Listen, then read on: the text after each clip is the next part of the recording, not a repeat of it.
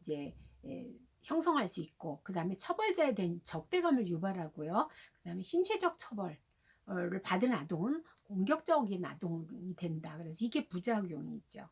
그래서 학대받은 아동들은요, 심리치료가 사실 필요합니다.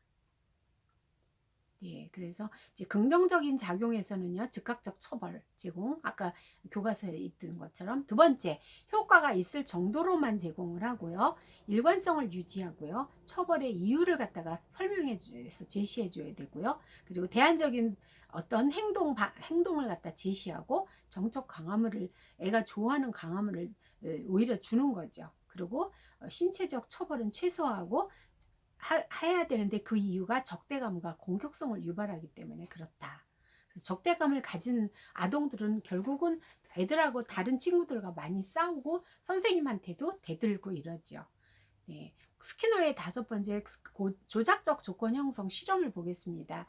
네, 이건 아까 제가 얘기한 대로 그 쥐라든지 비둘기를 이용해서 이제 그 상자에다가 이제 이렇게 집어넣고 이제 그 반응을 보는 거를 얘기를 했습니다. 그래서 이제 조작적 조건 형성 실험에서 1차적 강화와 2차적 강화가 있는데, 유기체의 욕구, 예, 이걸 선호 자극하는 거, 이거는 이제 긍정적 강화인이고요. 2차적인 거는 1차적 강화물과 연합돼서 강화를, 기능을 하는 거를 얘기를 했죠. 예, 그래서 조건 강화. 이렇게. 그래서 우리는 1차적인 거와 2차적 강화 다 우리의 삶 속에서, 일상생활 속에서 많은 숨어 있는 이런 심리적인 거를 다 이제 일상생활에서 경험하면서 살고 있습니다. 네. 조작적 조건 형성에 적용해서 바이오 피드백 훈련이 나와요. 이거는 스트레스에 대한 신체 반응을 갖다가 이렇게 제어해주는 역할을 하는 거거든요. 그래서 신체 내 생물학적 상태에 대한 정보를 이제 바이오 피드백 이거를 하면은요, 해서 본인이 그거를 다 알도록 해요. 심박수와 혈압이라든지 뇌파와 근육 긴장도를 파악할 수가 있고요. 그래서 환자가 자기의 상태를 갖다 자기가 알 수가 있어요. 그래서 이걸 가지고 학습과 훈련을 갖다가 연습을 통해서 또 심리적인 안정 상태를 유도를 하는, 이런 걸로 이제 바이오 피드백 훈련을 갖다가 조작적 조건 형성에 이제 원리를 적용해서 이렇게 바이오 피드백을 하고 있습니다. 이런 사람들은 뭐 아침에 잠자고 일어나도 피곤하다, 그리고 이제 손발이 이제 발은 차고 손발은 뜨겁다, 뭐 종종 어지럽고 눈이 이제 아른거린다, 얼굴이 쉽게 상기된다, 이런 여러 가지 이제 있을 때 이런 바이오 피드백 치료를 받을 수 있습니다. 조작적 조건 형성의 시사점입니다. 유기체에게 어떤 행동을 하게 하거나 하지 않게 하는데 효과적이다. 네, 그렇겠죠. 강화물이 이제 1차적 강화물, 2차적 강화물을 주는데 즉각적으로 일관되게 강화물을 제공한다. 예. 그래서 그 행동을 유지하도록 하죠. 물리적 강화로 인해서 강화된 행동을 지속하고 그 다음에 내면화시키죠. 그래서 사회적 강화물이 더 효과적이죠. 칭찬하고 인정하고, 네, 진급하고, 그 다음에 합격하고, 행동 수정에도 효과적이어서 아동의 연령이나 개인차 발달을 충분히 고려해서 적용할 수 있는 거죠. 네, 이렇게 해서 조작 조건의 이제 이론이 이제 끝나고요. 반드라의 사회학습 이론을 보겠습니다. 네, 여기에 이제 그림이 나와 있어요. 반두라. 이분은 지금도 현재 살아 있어요. 캐나다 엘버타 주에서 출생했고 1949년 캘럼비아대 아이오와 대학교에서 심리학 박사를 취득을 했습니다. 스탠퍼드 대에서 심리학 교수로 재직하고 임상 심리학자로 활동을 했습니다. 현대 교육 심리학 분야의 석학입니다. 인간이 행동을 형성하는데 조건하에 한계를 인식하고, 네, 계속 강화물을 간헐적으로 제공해 주지 않으면 어느새 제자리에 와 있는 거예요. 그래서 이제 그거를 사회학습 이론을 정립을 했습니다. 모방 행동을 연구를 하면서. 그래서 주요 조서로 사회학습과 성격 발달, 사회학습 이론, 변하는 사회 속에서 자기 효능감, 이런 저서를 썼습니다. 반두라의 인간과는 인간의 성격은 인지 특성, 네, 우리의 사고 특성, 행동, 환경의 상호작용 결과이다. 네, 인간의 성격은 외연적인 거와 내연적인 거와 무의식적인 게 있다고 그랬죠. 그런데 인간의 성격은 인지적인 거, 우리 머리로 내가 그 상황을 어떻게 인지했는지, 어떻게 보았는지, 그래서 내가 무엇을 느꼈는지, 그거에 따라서 행동이 변화되고, 그리고 그런 환경 속에서 상호작용한 결과다. 그리고 현재 나의 성격은 그런 사고와 행동과 환경의 상호작용 결과다. 이렇게 보시면 되겠습니다. 인지적 능력을 활용한 창조적 사고가 합리적 행동을 결정한다. 네. 그리고 환경 자극에 대한 인간의 주관적인 인지적 요소가 관여한다. 환경 자극이 네, 마치 요셉이 형들이 자기 동생을 갖다가 팔아먹었잖아요, 종으로. 그런데 그것을 갖다가 요셉이 어떻게 네, 그 자극에 대해서, 그 환경 속에 일어난 자극에 대해서 종살이로 정말 많은 고생을 했지만 주관적인 인지적 요소가 어땠을까요? 나는 하나님의 자녀이기 때문에 나는 죄를 지을 수 없다. 이렇게 생각을 했습니다. 내가 비록 종살이를 하지만. 네, 그래서 하나님의 방법으로 그 애굽의 총리가 되죠. 그랬을 때 나중에 뭐라 그래요? 그 형들이 팔아먹은 자기를 팔아먹은 그 사건에 대해서도 해석을 어떻게 하느냐? 네, 하나님이 나를 갖다가 미리 이 땅으로 보내셔서 수많은 생명을 살리기 위해서 하나님이 나를 보내셨다. 형들은 그러니까 형들이 한 그런 행동에 대해서 근심하지 말라. 당신들을 내가 아버지가 죽었다고 나는 당신들을 해치지 않겠다. 당신들의 자녀를 기르리이다. 이렇게 했습니다. 그래서 마지막에는 그 형들의 자녀까지 내가 키우겠다. 이렇게 안심을 시키는 얘기를 했습니다. 그래서 우리는 어떤 환경 자극에 대해서 내가 어떤가 경험했는데 그것을 통해서 내가 그것을 어떻게 해석하고 어떻게 관점을 다르게 바라보느냐에 따라서 우리는 인생을 성공하면서 살 수도 있고 실패하면서 살 수도 있습니다. 네. 반드레의 주요 개념으로는요, 상호 결정론이 있고요. 이게 바로 아까 사고와 행동과 환경에 대해 서로 이제 영향을 주고받는다 이렇게 얘기한 거죠. 모델링이에요. 네, 우리는 아버지의 행동을 아빠가 뒷짐지고 걸어다니면 아들도 뒷짐지고 아빠 뒤에 졸졸 아빠 옆에서 같이 걷는 것을 볼 수 있어요. 애기들은요 태어나서 2돌만 돼도 지연 모방 행동을 해요. 엄마나 형이 불을 끄고 자자 그리고선 누웠어요. 그러면 이제 그걸 잘 보고 있다가 주목해서 보고 있다 나중에 나도 그리고 그걸 해요. 불이 켜졌네 그러면서. 네, 모델링이죠. 자기 효능감. 내가 이 어떤 일을 잘 해낼 수 있어. 나는 그 문제를 해결할 수 있어. 그 다음에 자기 규제, 자기 통제. 나는 비록 지금 현재 이런 상황에 있지만 나의 행동, 내가 불같이 화가 지금 막 일어나고 나 정말 쟤를 때려주고 싶고 상을 엎어버리고 싶지만 나는 그러면 안 되고 그러면서 자기 행동을 통제를 하거든요.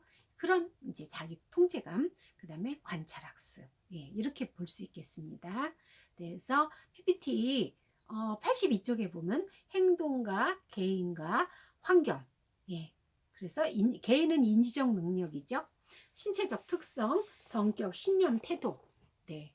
그 다음에 환경은 물리적 환경은 뭐예요? 내가 산촌에 사느냐, 도시에 사느냐, 어촌에 사느냐, 농촌에 사느냐에 따라서 다르죠.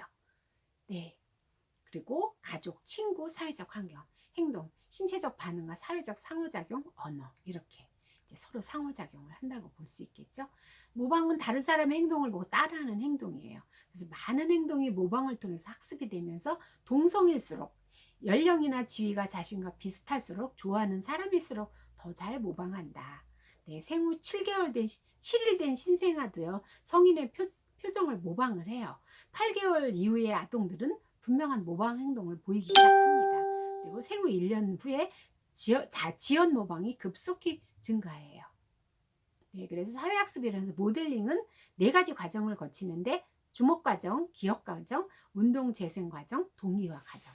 그래서 관찰하는 아동이 모델의 행동에 주목해요. 그 다음에 그래서 정보를 갖다 잘 기억하고 있어. 저 스위치를 이렇게 하니까 저게 불이 꺼지네. 네, 그래서 기억된 정보를 갖다가 실천을 통해서 이제 실습을 하죠. 그 다음에 강화를 받게 되면 동기 형성이 더욱 높아져. 우리 땡땡이 한번 해봐. 그리고 이제 엄마가 얘기를 했어요.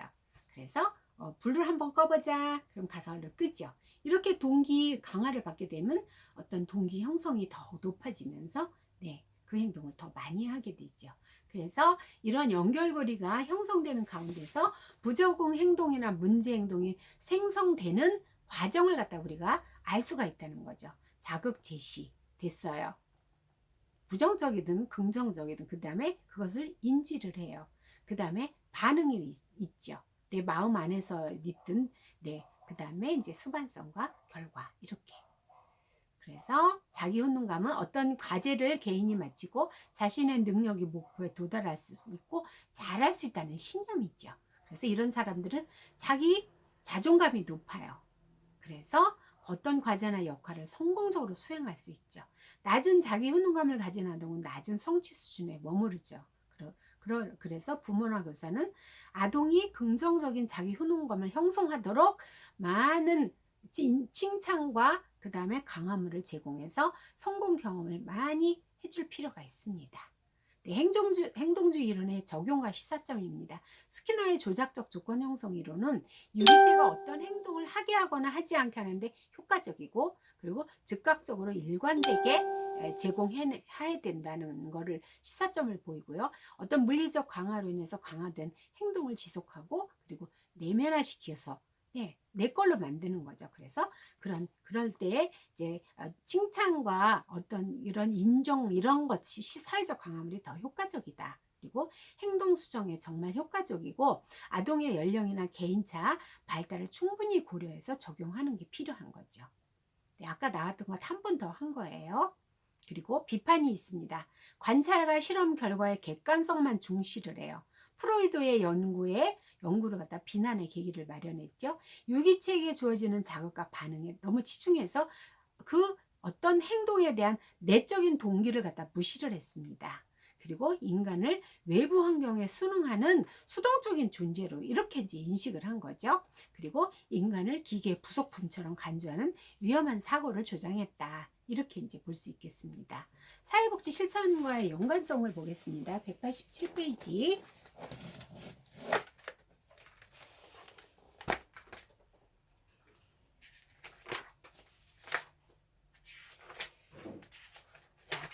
행동주의 이론은 행동에 영향을 미치는 상황적, 환경적 요인의 역할을 인식한 이론으로 환경의 중요성에 주목하는 사회복지 실천에서도 보편적으로 적용되고 있습니다. 이 이론을 통해서 사회복지는 원조의 초점을 정신내적 갈등에서 외연적 행동으로 이동하게 되었습니다. 그러나 현재 우리는 두 가지를 다 할 수 있겠죠. 제공할 수 있겠죠. 그래서 특히 스키너의 학습 이론에서는 실험과 관찰을 통해서 체계적인 연구가 가능하기 때문에 사회복지 실천의 효과를 갖다가 가시적으로 측정하고 제시하는 데 유용한 이론이다. 네, 스키너는 경험적 실증을 통해서 인간 행동을 설명하고자 다양한 실험을 했고요. 또한 인간을 이해하는 데 환경의 중요성을 부각시켰고 상당수 사회복지 전문직으로 하여금 원조의 초점을 갖다가 외연적 행동으로 이동시키도록 했습니다. 그리고 신체 심리적 발달의 환경이 얼마나 중요한가를 입증하였습니다. 네, 또 다른 이론보다 치료적인 면이나 임상적으로 더욱 효과적이라는 연구 보고가 있고요. 행동을 변화시키기 위한 시도로 보상이나 인센티브를 사용하는 것은 행동주의 이론에서 개념이며 행동적 치료는 사회복지 영역에서 널리 사용되고 있습니다. 사회복지와 상담에 많이 적용되고 있죠. 특히 행동 강화는 구체적인 행동 수정을 목표로 문제 행동을 지속시키는 선행 조건과 강화 요인이 무엇인지를 우리가 이제 보고 그것을 갖다가 이제 문제를 사정하고 또 그리고 치료 목표를 세울 수가 있죠. 그래서 문제 행동 빈도와 강도를 측정해서 치료를 통한 문제 행동의 해결 정도와 목표의 달성 정도를 지속적으로 평가할 수 있게 함으로써 사회복지 실천의 효과를 보여줄 수 있는 객관적 이론으로 인식되고 있습니다. 그러나 행동주의 이론에서는 인간 행동이 외부 환경에 의해서만 결정된다고 보며 인간 자체에 관심을 갖지 않음으로써 인간의 본성과 인간 자체에 많은 가치를 두고 있는 사회복지 실천의 적용에는 어느 정도 한계가 존재한다, 이렇게 볼 수 있겠습니다. 네, 인간 존중의 우리 사회복지의 정신에서는 좀 그죠.